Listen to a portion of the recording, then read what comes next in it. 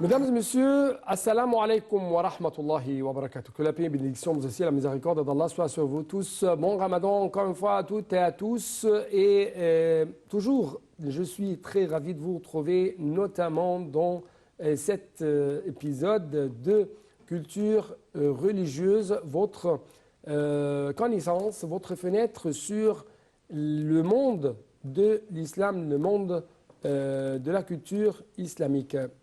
Au cours du mois du Ramadan, il y a toujours le jeûne, les prières, qu'elles soient obligatoires ou surrogatoires, ou quand même concernant le Coran.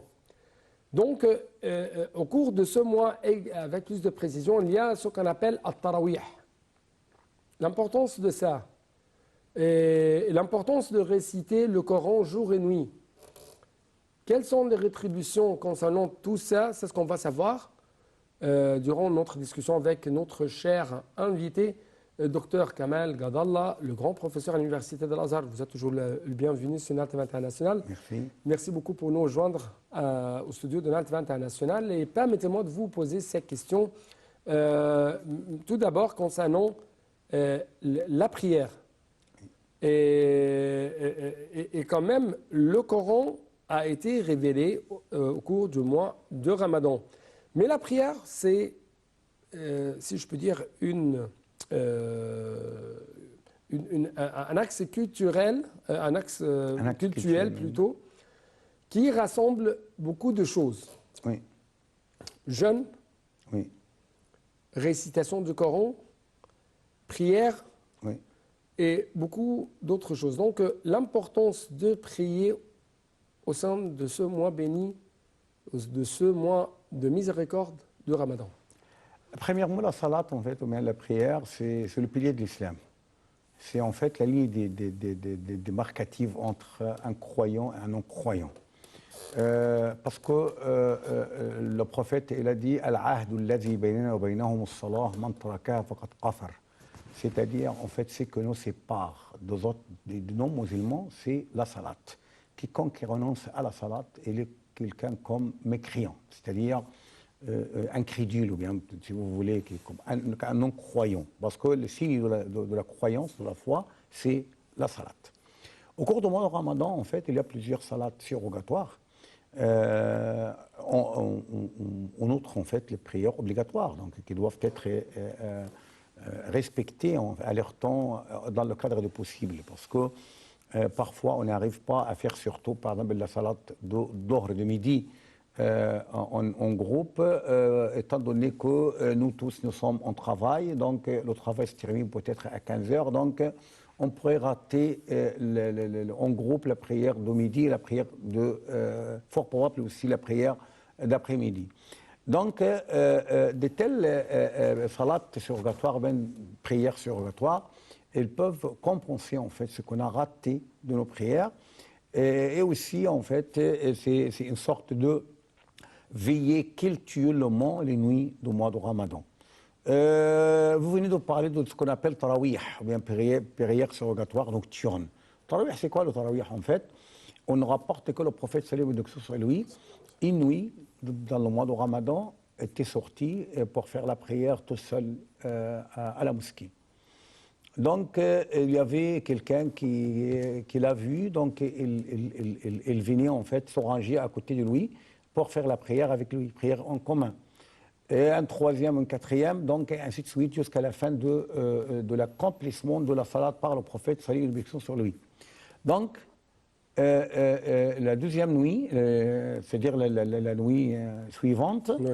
Il y avait énormément en fait de compagnons, c'est-à-dire au lieu de 1 ou 2, 3, il y avait des dizaines. Donc le prophète a terminé la prière et est venu chez lui. La troisième nuit, la mosquée était archi pleine. Le prophète a refusé de sortir. Donc ils ont fait la prière d'une façon individuelle, 2, 3, donc bon. Et le lendemain, ils avaient posé la question au prophète sallallahu alayhi wa sallam, pourquoi vous n'êtes pas venu nous diriger en prière surrogatoire? Et il a dit, parce que j'avais peur qu'il vous soit prescrite, c'est-à-dire de devenir, au lieu d'une salade surrogatoire, elle pourrait devenir une salade obligatoire. Donc, par merci de sa part vis-à-vis de sa communauté, le prophète sallallahu alayhi wa sallam a refusé de sortir cette nuit. Donc, c'est ainsi, en fait, la situation. Le 2 hommes, 3 hommes faisaient la prière en petit groupe, etc. Alors que donc il y avait une sorte de bruit dans la mosquée. Donc on ne pourrait pas s'entendre parce qu'un petit groupe de 3, 4 et 5, un autre groupe de 3, 4 et 5, et ainsi de suite. Donc cela pourrait faire une sorte de brouhaha, c'est-à-dire de bruit. Donc c'était pas en fait quelque chose d'aimable, quelque chose d'acceptable. C'est pourquoi Omar ibn al-Khattab, il a dit j'opte pour rassembler tous les prieurs, tous les croyants derrière un seul imam, un seul guide de prière. Et il a choisi Ubay ibn Ka'b. Ubay ibn Ka'b, en fait, qui avait récité le Coran directement au prophète sallallahu alayhi wa sallam sur lui. Donc, il était le grand récitateur du Coran à l'époque. Donc, c'est à partir de ce moment que les musulmans ont l'habitude, ont la tradition de faire de telles prières surrogatoires à la mosquée. Mais le problème, c'est quoi? C'est qu'il y a des choses, en fait, qui ne sont pas assez authentiques dans la sunna. C'est le fait, par exemple, de terminer le Coran à la fin du mois de Ramadan. C'est-à-dire, chaque nuit, il faut, par exemple, un chapitre du Coran à réciter. Le problème réside en quoi? Dans le fait qu'il y a des gens comme, par exemple, les vieux, comme, par exemple, les malades, les handicapés, en fait, les mutilés, comme on venait de le dire, qui ne peuvent pas, en fait, compléter l'écoute d'un chapitre, ou bien supporter, en fait, de se lever pour un chapitre du Coran dans une seule nuit. Hein. Donc, rien n'est rapporté authentiquement à ce propos de la part du prophète, d'après le prophète sallallahu alayhi wa sallam. Comme ça, on pourrait leur dire, en fait, la mission de croyants, mais ce n'est pas voulu. Ce qu'ils voulaient, en fait, c'est qu'ils se réunissent pour faire la prière, même avec des petites sourates. Donc, ça y est, cela pourrait, en fait, aller. Il y a aussi une autre remarque, c'est le fait que, par exemple, on fait intégralement les prières nocturnes sans laisser, par exemple, le temps à faire une prière surrogatoire à la maison, c'est-à-dire la prière de witr. Donc, le witr, il est préférable qu'il soit à la maison parce que le prophète, il a dit, sallallahu alayhi wa sallam, consacrez une partie de vos salats à vos demeures et ne les réduisent pas en tombe. Parce que la tombe, en fait, dans la tombe, il n'y a personne. Oui, tout ce qui se trouve là-dedans. Quand même. Oui, ils se sont morts. Il n'y a que le ténèbre et le mort, donc le cadavre, d'accord. Donc la salade, ça nous illumine oui. l'endroit où on vit. Oui, donc le rassemblement de musulmans se réalise, même avec n'importe quelle, en fait, quelle partie du Coran, d'accord, et en fonction, en fait, de la résistance, en fait, de croyants.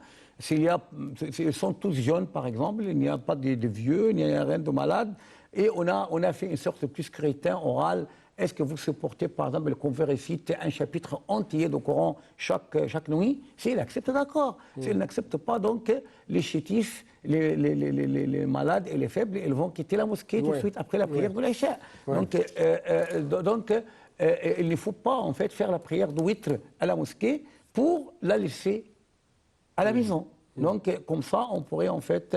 une sorte d'équilibre. Oui, mais si on va faire quand même le witr à la mosquée, ça va. Oui, parce que peut-être on n'aura pas le temps. Il est préférable de le faire à la maison. Si on n'a pas le temps, par exemple, lorsqu'on termine la prière, donc on revient à la maison, on passait... il est préféré quand même de rassembler... et la famille, par exemple, les enfants. Oui. Et même les visiteurs. Si vous avez, par exemple, des invités à la maison, et vous pouvez dire, ah oui, pour prendre l'été, par exemple, ils sont venus après le iftar, après même la prière de l'Aïcha. Vous avez invité quelques frères, par exemple, de croyants, et ils viennent chez vous à la mosquée. Vous pouvez, par exemple, avant qu'ils partent, dire « Ah oui, allons faire la prière de l'ouïtre ensemble ». Donc, comme ça, vous auriez beaucoup de lieux, un bon nombre de lieux qui pourraient être témoins en votre faveur le dernier jour. La maison, il va dire « Oui, il me faisait la prière ». La mosquée, il me faisait la prière par exemple, un petit coin en fait, dans le lieu de votre travail et il faisait la prière en fait. Ouais. Donc vous auriez beaucoup de témoins. Ouais. Donc cela nous amène en fait à la récitation en général du Coran. Oui. Donc un tout petit reportage. Après ça, on va poursuivre, bien sûr, notre discussion.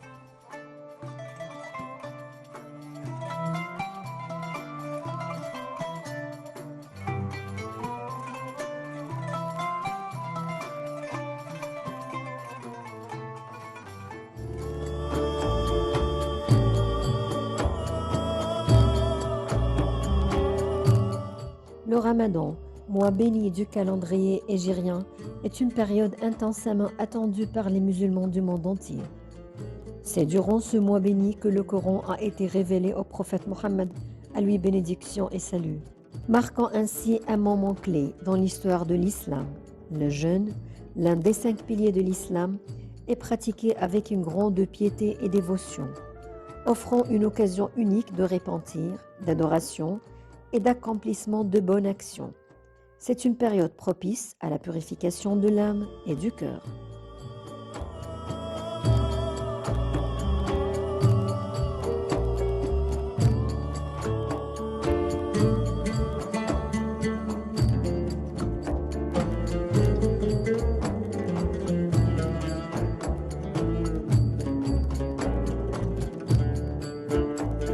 Alors que le Ramadan approche rapidement, il devient essentiel de se préparer spirituellement et physiquement pour tirer le meilleur parti de cette période de réflexion profonde et de renouveau spirituel. Voici un guide en 7 étapes clés pour vous aider à vous préparer efficacement à ce mois de jeûne. Se préparer pour le Ramadan grâce à l'intention. Il n'est jamais trop tard pour se préparer au Ramadan ni pour travailler son état d'esprit. Prendre la sincère intention de jeûner le mois de Ramadan, c'est choisir de se rapprocher de son Créateur. On prévoit de mettre de côté les plaisirs terrestres afin de renforcer sa spiritualité. On fait le choix de prendre le chemin de l'obéissance à Allah en accomplissant l'un des 5 piliers fondamentaux de l'islam.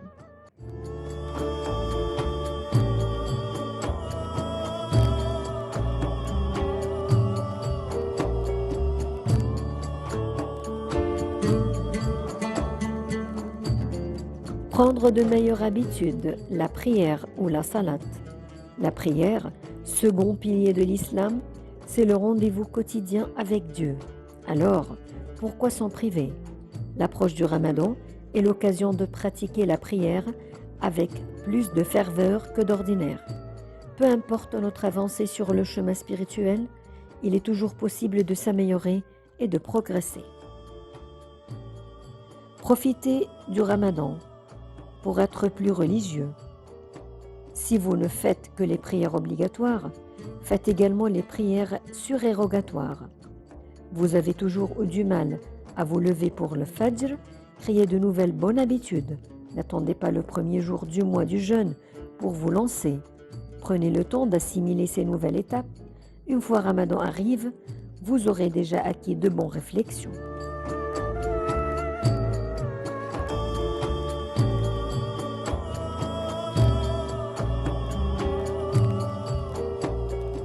Aider les démunis en pratiquant l'aumône. À l'approche de ce mois béni, le partage est de mise. Nous vivons dans un monde dans lequel les inégalités se creusent de jour en jour. Manger, boire, travailler sont des actions qui font partie de notre quotidien, au point qu'elles nous semblent très banales. Maintenant, imaginez un monde où un morceau de pain constitue le seul repas de la journée. Ne voudriez-vous pas contribuer à le faire changer ? Grâce à votre aumône ou la zakat, il est possible d'agir et de faire preuve de générosité. Il existe plusieurs moyens d'accomplir cet autre pilier de l'islam. On peut apporter son soutien aux familles avoisinantes qui n'ont pas de quoi nourrir leur enfant grâce à des denrées alimentaires.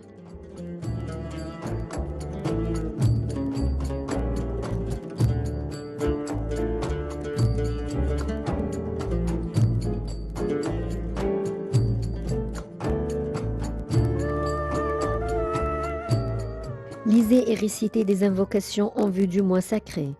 Et si vous preniez le temps de vous organiser pour le Ramadan, cela vous permettrait de ne plus avoir à songer à certaines choses et de vous consacrer pleinement à votre spiritualité. Le Ramadan est le mois du repentir et des bonnes actions. Il sera temps d'invoquer Allah et de demander pardon pour les fautes que nous aurions pu commettre. Par exemple, vous vous souvenez de l'invocation de la rupture du jeûne au moment de l'iftar? C'est-à-dire lors de la nuit du destin? Si certaines invocations nous viennent naturellement à l'esprit, d'autres sont un peu plus difficiles à mémoriser. Alors, pourquoi ne pas les lister?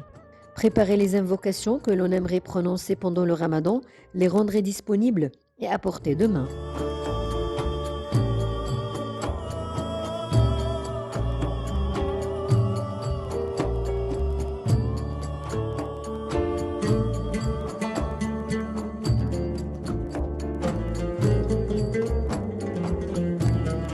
Lire avec attention le livre sacré ou le Coran. Le Ramadan est la période à laquelle le Coran est parvenu au prophète Mohammed. Il est au cœur de la pratique de l'islam. Il est donc primordial de lui accorder du temps. Si vous ne lisez pas l'arabe, il existe des versions en français du Coran. Si vous n'avez pas l'habitude de le lire, pourquoi ne pas vous créer une routine? Faites-en un moment d'apaisement, de méditation. Fixez-vous des objectifs de lecture. Ne serait-ce qu'une page par jour pour commencer? La qualité prévaut souvent à la quantité.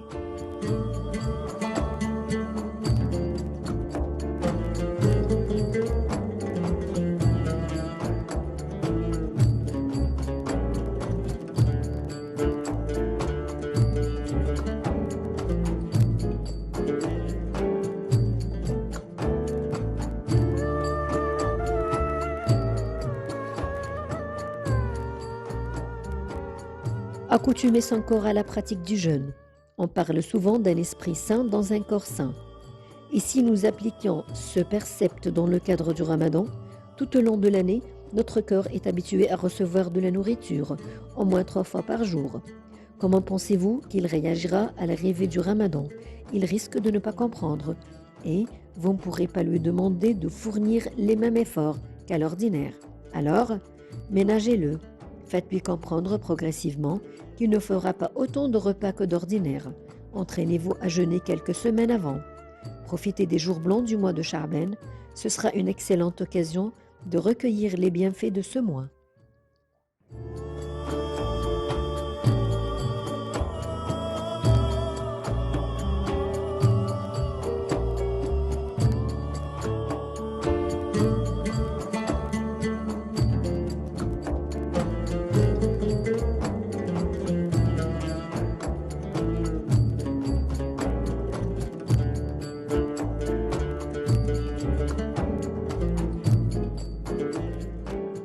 Demander pardon et exprimer son repentir ou la taouba. Ô Allah, certes tu effaces les péchés et tu aimes les effacer.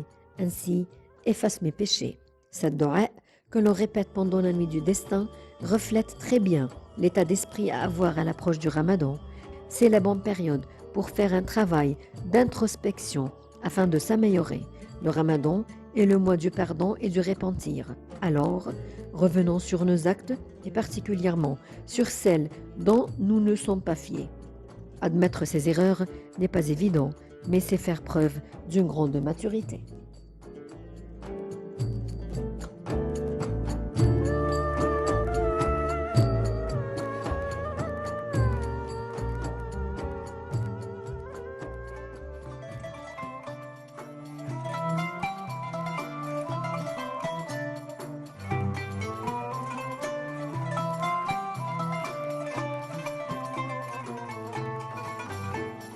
Oui, la mosquée, c'est une école. C'est une école divine.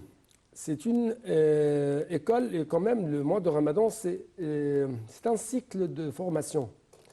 C'est un moment de comment restructurer l'être humain musulman, restructurer l'être humain à la manière musulmane, à la manière qui va mener ou qui va mener cet être humain au paradis, au bonheur, que ce soit sur la terre ou dans l'eau de là. L'un de ces moyens, c'est al-i'tikaf. Qu'est-ce que se dit al-i'tikaf? Pourquoi nous devons être dévoués énormément à notre Seigneur? C'est ce qu'on va savoir, ou quand même nous allons essayer d'explorer le secret de cette culte, si je peux dire, qui Exceptionnel, si vous voulez. exceptionnel. Il est solitaire dans cette année. Et celui qui le fait ou l'a fait, c'est, si je peux dire, ce sont parmi les choisis Oui, d'Allah. les élus, oui. Les élus d'Allah. les élus d'Allah. Oui. Le secret, oui. oui. On va parler de secret. Oui, l'Atikaf ou bien la retraite spirituelle.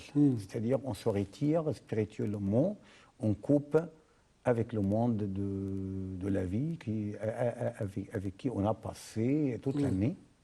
L'exception est faite pour les 10 derniers jours du mois de Ramadan.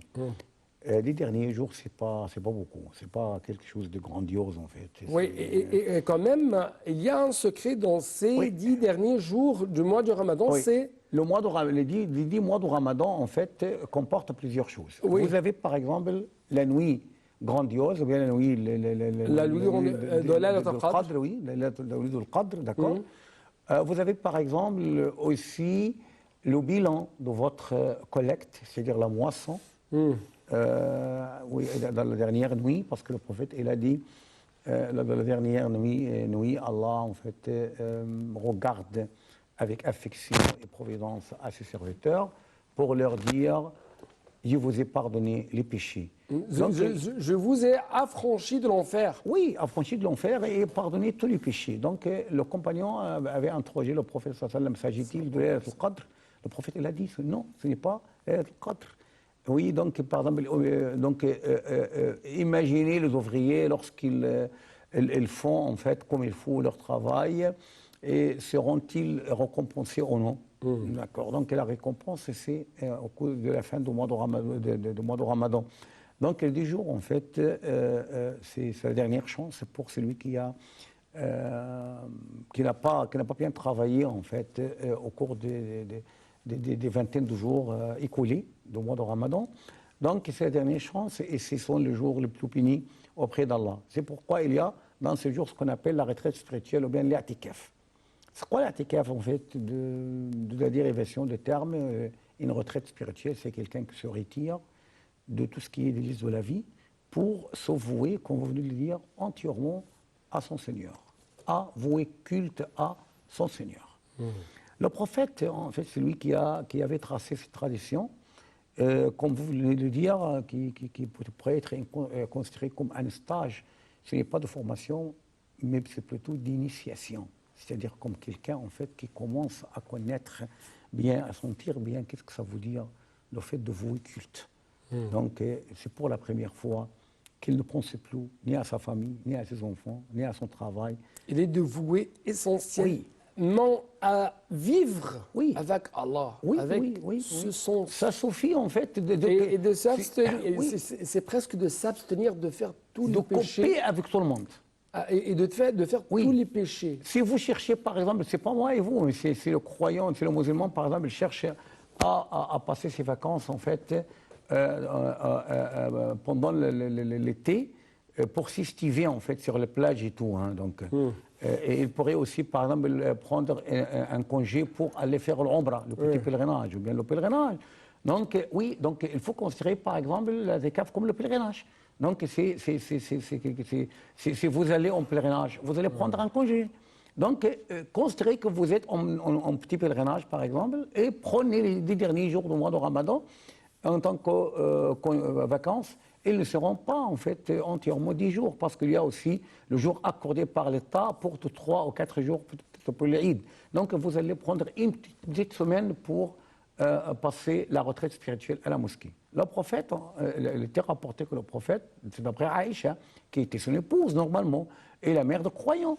Il dit, lorsqu'est arrivé le dernier tiers du mois de Ramadan, le prophète شد المئزر وايقظ اهله وايقظ اهله واحيا ليله. Ouais. C'est-à-dire quoi, شد المئزر, c'est-à-dire Serrer la ceinture. Ah oui, pourquoi? Donc c'est un sens métaphorique, c'est-à-dire qu'il Il se n'aura prépare non, énormément à... il n'aura plus de rapport charnel avec ses épouses au cours de 6 mois. شد المئزر, c'est-à-dire il a coupé complètement tout ce qui est rapport charnel ou sexuel. Vraiment. Ah oui, c'est ça. وأيقظ أهله, il réveille aussi ses épouses. وأحيا ليله, et veille la nuit cultuellement, c'est-à-dire on culte toujours. Donc on dit que pour le mu'takif, le retraité, il lui est interdit de sortir de la mosquée. L'exception est faite pour ses besoins, ses propres besoins, s'il n'a qui pourrait lui apporter le manger, par exemple. C'est-à-dire, si vous êtes marié, par exemple, et donc vous faites la retraite spirituelle en tant qu'homme, parce que les femmes ne le font pas, en fait, d'après la sunna. Donc, par exemple, votre femme se charge peut-être pour vous partager la rétribution, ou bien avoir la même rétribution, de vous apporter de quoi manger, de quoi vous nourrir au cours du mois de Ramadan, votre iftar ou votre suhour. Donc, on sera rétribué normalement. Donc, vous n'avez pas besoin de sortir. Et il faut garder toujours la mosquée. Il faut toujours être dans la mosquée jour et nuit. D'accord. Donc, on passe l'Atikaf en quoi? On restait le Coran. On assistait par exemple des cycles par exemple, de causeries religieuses. D'accord. Et on pourrait invoquer Allah. D'accord. Donc, on parle de la sunna. On révise en fait le hadith du prophète salam sur lui. Donc, toujours en acte cultuel permanent. Donc, vous restez ainsi jusqu'à l'annonce du nouveau mois, c'est-à-dire du 1er Shawwal. On dit que demain, c'est le 1er Shawwal, donc c'est fini. Après l'Isha, on a terminé la retraite spirituelle. Mais il faut faire attention à une chose très importante. Il y a des gens qui ne trouvent pas moyen en fait, pour faire la retraite spirituelle. Peut-être elles ne sont pas fonctionnaires, elles ne sont pas, par exemple, des agents publics, mouazzafin hukuma, mais ils travaillent, par exemple, dans leurs ateliers ou bien peut-être dans un secteur privé, d'où ils ne sont pas en mesure de prendre 10 jours de congé. Qu'est-ce qu'ils pourraient faire? Même la moindre des choses, elle sera tout à fait appréciée par Allah. Par exemple, de passer le temps entre peut-être Al-Zohr et un tout petit avant la prière de Maghreb, L'intention, avec l'intention. en établissant l'intention de faire la retraite spirituelle, vous en serez rétribué. وَمَا جَعْلَ عَلَيْكُمْ فِي الدِّينِ مِنْ حَرَجٍ. Allah ne vous a imposé rien de gênant en matière de la religion. Et en même temps, Allah, qu'il soit glorifié, a dit وَمَا يُلَقَّاهَا إِلَّا الَّذِينَ صَبَرُوا وَمَا يُلَقَّاهَا إِلَّا ذُو حَظٍّ عَظِيمٍ. Et donc, tout ça ne seront pas atteints que pour ceux qui ont de grandes patiences et ceux qui ont de grandes chances.